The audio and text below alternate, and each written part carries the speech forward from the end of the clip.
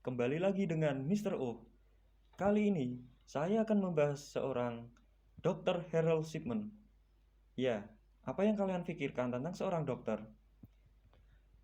Dokter adalah sebuah profesi yang seharusnya merawat dan mengobati seseorang yang sedang terkena penyakit atau sedang terluka.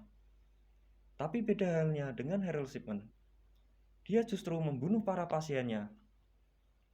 Seperti biasa, sebelum saya lanjutkan, silahkan tekan subscribe dan lonceng notifikasinya agar tidak ketinggalan video-video kita selanjutnya. Latar belakang kehidupan Harold Shipman.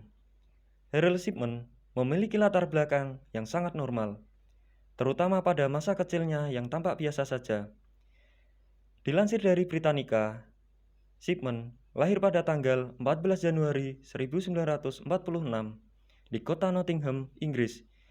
Dia dilahirkan sebagai keluarga kelas pekerja. Ayahnya adalah seorang sopir truk.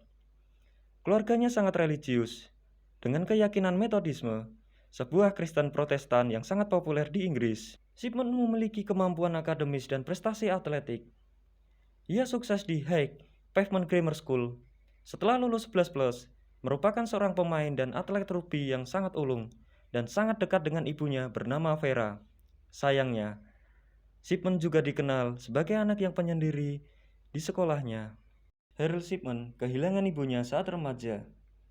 Shipman dikenal sangat berbakti kepada ibunya yang bernama Vera. Sebelum ia beranjak dewasa, Vera didiagnosis menderita kanker paru-paru terminal. Sepanjang perawatannya, Shipman melihat langsung efek plagiatif dari obat penghilang rasa sakit yang digunakan untuk meringankan penderitaan ibunya, terutama morfin. Vera meninggal di usia 43 tahun pada Juli 21, 1963. Shipman baru berusia 17 tahun pada saat itu.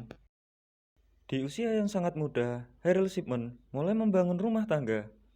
St. Mary University mengungkapkan bahwa setelah kematian ibunya, Harold Shipman memilih untuk masuk ke sekolah kedokteran.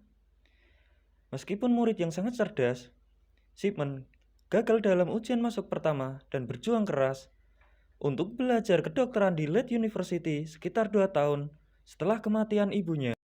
Pada tahun pertamanya di sekolah kedokteran, Shipman bertemu dan menjalin hubungan dengan Primrose Oxtoby, putri petani setempat.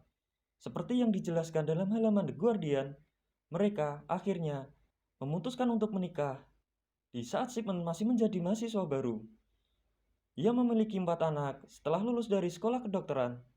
Sementara itu, Oxtoby menjadi seorang ibu rumah tangga yang penuh kasih sayang terhadap anak-anaknya. Harold Shipman kecanduan obat penghilang rasa sakit. Harold Shipman lulus dari Leeds University pada tahun 1970 dan memulai karirnya di kota kecil Pontefract di West Yorkshire, Inggris. Mimpinya menjadi seorang dokter terwujud pada tahun 1974. Ia bergabung dengan praktek medis di Todmorden, sebuah kota di Kildare Valley, West Yorkshire. Lansir dari Irish Times, Shipman pernah dihukum pada tahun 1975 karena memalsukan resep untuk memenuhi ketergantungannya pada obat penghilang rasa sakit, Petidin, opiat sintetis seperti morfin. Kecanduannya semakin memburuk sehingga dokter meminta istrinya Primrose untuk mengawasinya. Setelah itu, Shipman mengundurkan diri dari pusat medis Todmorden dan harus mengikuti program rehabilitasi narkoba. Namun, pihak berwenang hanya memberinya peringatan dan denda. Sementara itu, dia tetap memiliki lisensi medisnya. Harold Shipman mulai dicurigai setelah menjadi dokter selama 20 tahun. Harold Shipman mengambil posisi baru di pusat medis Donnybrook di Hyde, Grecister, Manchester, di mana dia bekerja lebih dari 20 tahun. Shipman adalah dokter pekerja keras yang dipercaya pasien dan rekan kerjanya.